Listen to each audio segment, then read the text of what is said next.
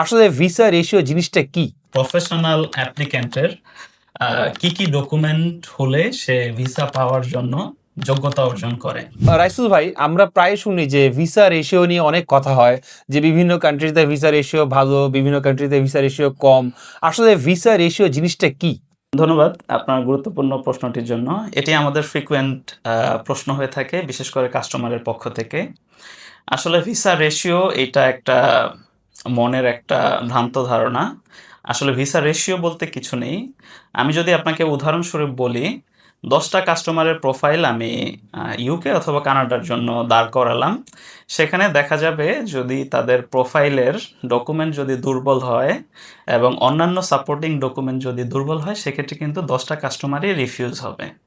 আর 10টা কাস্টমারের মধ্যে যদি 10টা কাস্টমারের প্রোফাইলটাই ভালো হয়, financial, asset ties, family ties এবং তার বাংলাদেশের যে স্ট্রং সোর্স অফ ইনকামের যে ডকুমেন্টগুলো আছে, সেগুলো হলে কিন্তু 10টা অ্যাপ্লিকেন্টেই ভিসা অ্যাপ্রুভ হওয়ার সম্ভাবনা থাকবে। সো এটা জাস্ট একটা বলবো ভুল ধারণা অনেকেরই। মিথ বলা যায় আর কি। হ্যাঁ।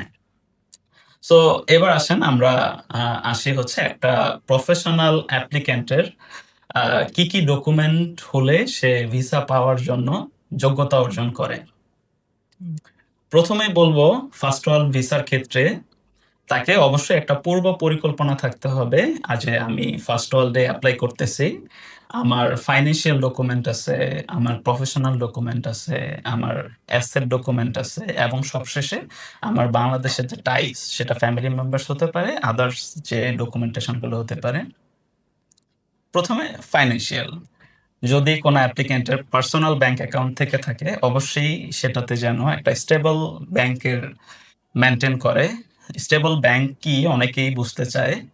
সিঙ্গেল যদি কোনো অ্যাপ্লিকেন্ট অ্যাপ্লাই করতে চায়, সেক্ষেত্রে তার পার্সোনাল ব্যাংকে যেন 5 লক্ষ টাকার নিচে লাস্ট 6 মান্থের মধ্যে কখনোই না নামে। এবং যদি ফ্যামিলি সহ অ্যাপ্লাই করতে চায়, 3-5 এরকম, তাহলে যেন তার 10 থেকে 12 লক্ষ টাকার নিচে যেন তার পার্সোনাল অ্যাকাউন্টে না নামে।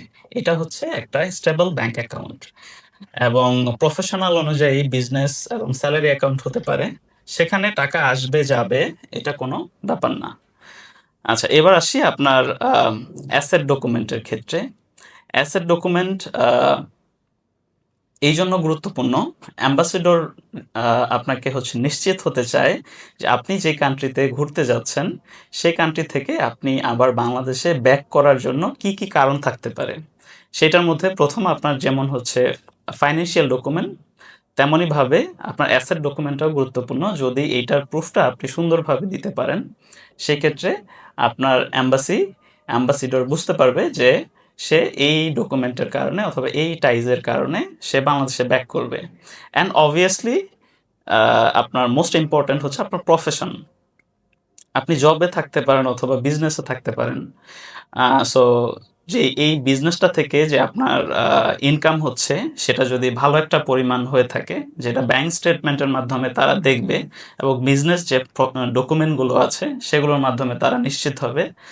এর পরবর্তী যে ইয়াটা, সেটা হচ্ছে জব পারসন, যে সে যেখানে জব করছে সেখানের স্যালারিটা কত, সে কত বছর যাবত এই কোম্পানিতে সার্ভিস দিচ্ছে, এগুলো সব মিলিয়েই হচ্ছে একটা ডিসিশন আসে অ্যাম্বাসির পক্ষ থেকে। সো প্রথমে আমরা যে কথাটা বললাম, রেশিও, রেশিও ডাজন্ট ফ্যাক্ট।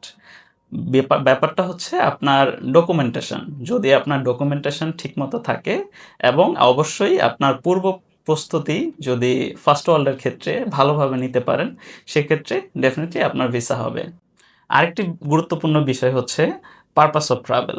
আপনি যেই কান্ট্রিতে যেতে চাচ্ছেন, সেই কান্ট্রিতে যাওয়ার জন্য আপনার একটা পূর্ব পরিকল্পনা, অথবা আপনি কোথায় কোথায় ঘুরবেন, আপনি কেন যাবেন এবং কোথায় কোথায় ঘুরবেন, ডে টু ডে যে অ্যাক্টিভিটিগুলো আছে, এবং আপনাকে বাছাই করতে হবে সেখানে আপনি কোথায় কোথায় ঘুরতেছেন সেটা ট্যুরিস্ট অ্যাট্রাকশন কিনা। ঠিক আছে?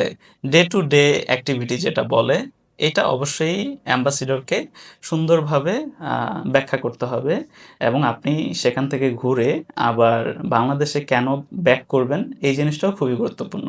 সো এই বিষয়গুলো যদি মেনটেন করা যায়, তাহলে একটা অ্যাপ্লিক্যান্ট ফার্স্ট ওয়ার্ল্ড ভিসা খুব সহজেই পেতে পারে।